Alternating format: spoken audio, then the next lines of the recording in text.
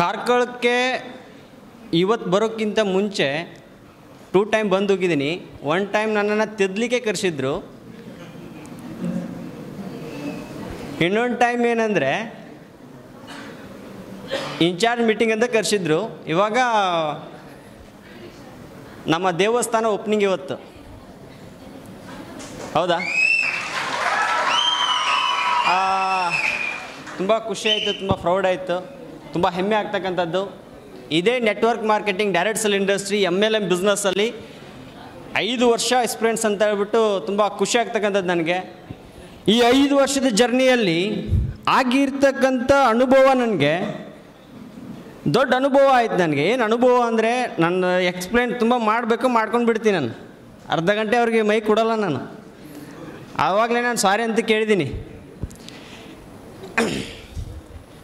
2023 ಹೆಂಗೋ ಯಾರ್ದೋ ಫ್ರಾಂಚೈಸಿ ನಡೆಸ್ತಾ ಇದ್ದರು, ಹೆಂಗೋ ತೋಳಿರ್ಸ್ಕೊಂಡು ಹೆಂಗೋ ಬಿಸ್ನೆಸ್ ಮಾಡಿಕೊಂಡು ಕಾಂಪಿಟೇಷನ್ ಮೇಲೆ ನಾನು ಹೆಚ್ಚು ಬಿಸ್ನೆಸ್ ಕೊಡು, ನೀನು ಹೆಚ್ಚು ಬಿಸ್ನೆಸ್ ಕೊಡು, ಹಂಗೆ ಹಿಂಗೆ ಮಾಡಿಕೊಂಡು ಸುಮಾರು ಒಂದು 4 ರಿಂದ 5 ಜನ ಬಿಸ್ನೆಸ್ ಮಾಡ್ಕೊಂಡು ಹೆಂಗೋ ಹೋಗ್ತಾ ಇದ್ವಿ.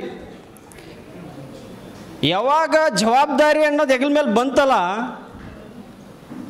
ಯಾವಾಗ ನಮ್ಮ ಕೆಳಗಡೆ ಇದ್ದಿರ್ತಕ್ಕಂಥ ಪರ್ಸನ್ಸ್ ನಮ್ಮ ಬಗ್ಗೆ ಟಿಂಕಿಸ್ಲಿಕ್ಕೆ ಸ್ಟಾರ್ಟ್ ಮಾಡಿದ್ರಲ್ಲ, ಅವಾಗ ಗೊತ್ತಾಯ್ತು ನಮಗೆ ನಾವು ಚೇಂಜ್ ಆಗ್ಬೇಕನ್ನೋದು.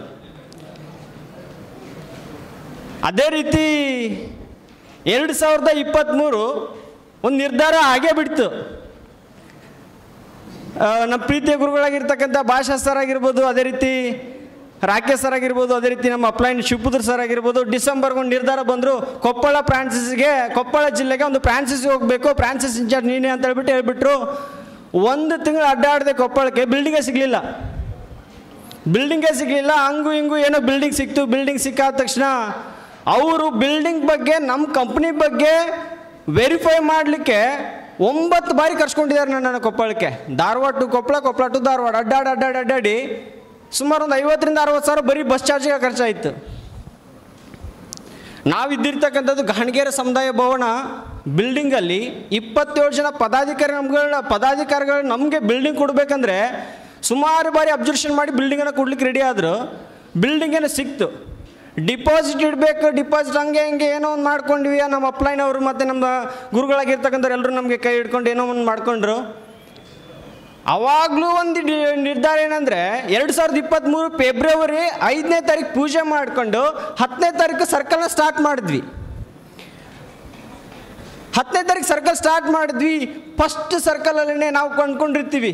ಬಂದಿರ್ತಕ್ಕಂಥ ಪ್ರಾಸ್ಪೆಕ್ಟ್ರಿ ಎಲ್ಲರೂ ಡನ್ ಆಗಿದ್ದರೆ ಇವತ್ತು ನಾವ್ಯಾರು 26 ರೂಪಾಯಿ ಪರ್ ಕಿಲೋಮೀಟ್ರಿಗೆ, 49 ರೂಪಾಯಿ ಪರ್ ಕಿಲೋಮೀಟ್ರಿಗೆ ಕೊಟ್ಟು ಬಸ್ಸಿಗೆ ಬರ್ತಾ ಇರಲಿಲ್ಲ. ನಾವೆಲ್ಲರೂ ಕೂಡ ಮರ್ಸಿಡೀಸಲ್ಲಿ ಬರ್ತಾ ಇದ್ವಿ, BMW ಬರ್ತಾ ಇದ್ವಿ.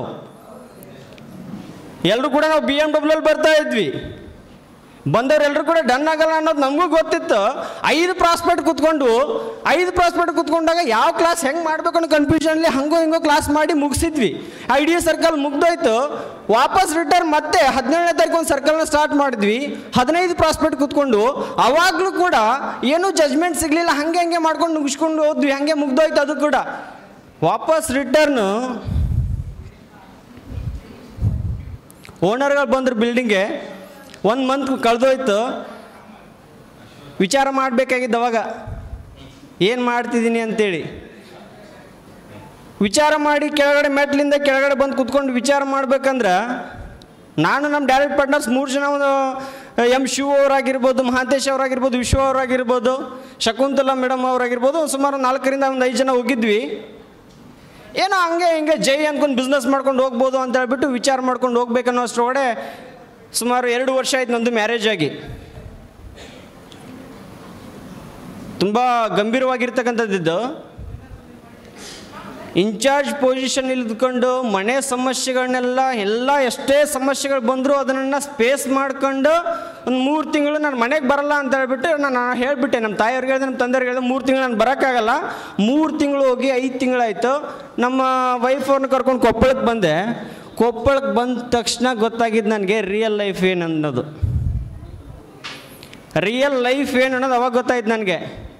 ಒಂದು ಈ ಕಡೆ ಇರ್ತಕ್ಕಂಥ ಟೀಮಿನ ಹುಡುಗರು, ಈ ಕಡೆ ಇರ್ತಕ್ಕಂಥ ಒಂದು ಫ್ಯಾಮಿಲಿಯವರು ಸತ್ರೆ ಅವ್ರನ್ನ ನಾಳೆ ನೋಡ್ಬೋದು. ಬಟ್ ಇಲ್ಲಿ ನನ್ನನ್ನು ನಂಬ್ಕೊಂಡು ಇವತ್ತು ಸಾವಿರಾರು ಫ್ಯಾಮಿಲಿಗಳಿದಾವೆ, ಇವ್ರಿಗೋಸ್ಕರ ಏನಾದರೂ ಮಾಡಲೇಬೇಕಂತ ಹೇಳ್ಬಿಟ್ಟು ಪಣ ತೊಟ್ಟು ವರ್ಕನ್ನು ಮಾಡ್ಲಿಕ್ಕೆ ಸ್ಟಾರ್ಟ್ ಮಾಡಿದಾಗ ಪ್ರಾಸ್ಪೆಕ್ಟರ್ ಸಂಖ್ಯೆ ಜಾಸ್ತಿ ಆಗ್ತಾ ಬಂತು.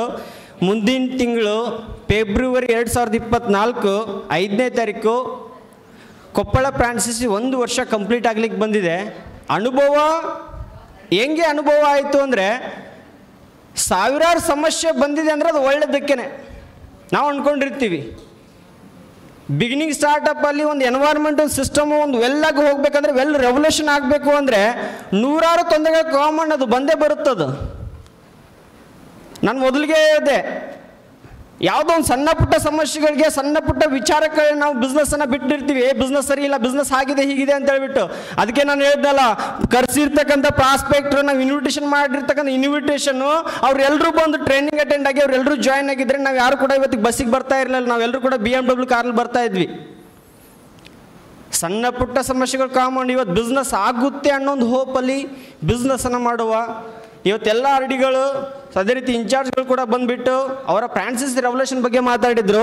ಒಂದಂತೂ ನಾನು ಸತ್ಯ ಮಾತಾಡ್ತೀನಿ, ನಾನು MV ಕಂಪನಿಯಲ್ಲಿ ಬಿಸ್ನೆಸ್ ಮಾಡಬೇಕಂದ್ರೆ, ಬಿಸ್ನೆಸ್ ಮಾಡೋ ಸಿಚುವೇಷನಲ್ಲಿ ಕಾಂಪಿಟೇಷನ್ ಮೇಲೆ 4 ರಿಂದ 5 ಜನ ಕಾಂಪಿಟೇಷನ್ ಮೇಲೆ ಬಿಸ್ನೆಸ್ ಮಾಡಿ ರೂಬಿ ಡೈರೆಕ್ಟರ್ ಆಗಿದ್ದೀವಿ.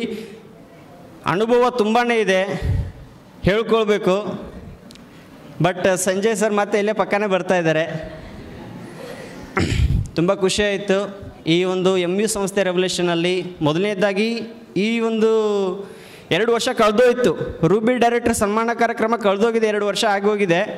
ಈಗಿನ ಸಿಚುವೇಷನಲ್ಲಿ ನಾನು ಮೊದಲನೇದಾಗಿ ಈ ನೆಟ್ವರ್ಕ್ ಮಾರ್ಕೆಟಿಂಗ್ ಅನ್ನೋದು ಗುರುತಿಸಲಿಕ್ಕೆ ಒಬ್ಬ ವ್ಯಕ್ತಿ, ಆ 3 ಜನ ವ್ಯಕ್ತಿಗಳನ್ನ ನಾನು ನೆನ್ಪು ಮಾಡ್ಕೊಳ್ತೀನಿ. ಚೇತನ್ ಅಂತ ಹೇಳ್ಬಿಟ್ಟು ಇನ್ನೊಬ್ಬ ವ್ಯಕ್ತಿ, ತುಷಾರ್ ಅಂತ ಹೇಳ್ಬಿಟ್ಟು ಇನ್ನೊಬ್ಬ ವ್ಯಕ್ತಿ, ಶೀತಲ್ ಅಂತ ಹೇಳ್ಬಿಟ್ಟು ಪ್ರತಿಯೊಂದು ಹೆಜ್ಜೆಗಳಲ್ಲಿ ಆತಗಳು ನಮಗೂ ಒಂದು ನೆಟ್ವರ್ಕ್ ಮಾರ್ಕೆಟಿಂಗಲ್ಲಿ ಒಂದು ಮಾರ್ಗದರ್ಶನ ನೀಡ್ತಾ ಮಧ್ಯದಲ್ಲಿ ಮಧ್ಯವರ್ತಿಗಳಿಗೆ ಹೋಗ್ಬಿಟ್ರು.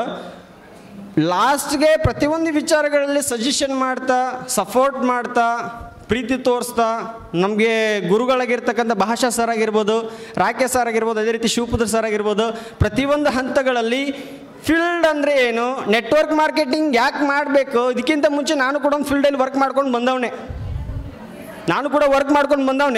ಆ ವರ್ಕ್ಗೂ ಈ ವರ್ಕ್ಗೂ ಏನು ವ್ಯತ್ಯಾಸ ಇದೆ ಅನ್ನೋದು ಗೊತ್ತಾದಾಗ ಒಂದು ಒಳ್ಳೆ ರೆವಲ್ಯೂಷನ್ ಮಾಡಬೇಕಂತ ಹೇಳ್ಬಿಟ್ಟು MV ಕಂಪನಿಯ ಸೆಕೆಂಡ್ ರೂಬಿ ಕರ್ನಾಟಕದಲ್ಲಿ ಒಂದು ದೊಡ್ಡ ರೆವಲ್ಯೂಷನ್ ಮಾಡ್ತಕ್ಕಂಥ ಓಪನ್ ಆ್ಯಂಡ್ ಅಡ್ವಾನ್ಸ್ಡ್ ಮ್ಯಾಟ್ರಿಕ್ ಸಿಸ್ಟಮಲ್ಲಿ EMW ಕಂಪನಿಯಲ್ಲಿ ಕರ್ನಾಟಕದ ಸೆಕೆಂಡ್ ರೂಬಿ ಡೈರೆಕ್ಟರಾಗಿ ವರ್ಕನ್ನು ಮಾಡ್ತಕ್ಕಂಥದ್ದು.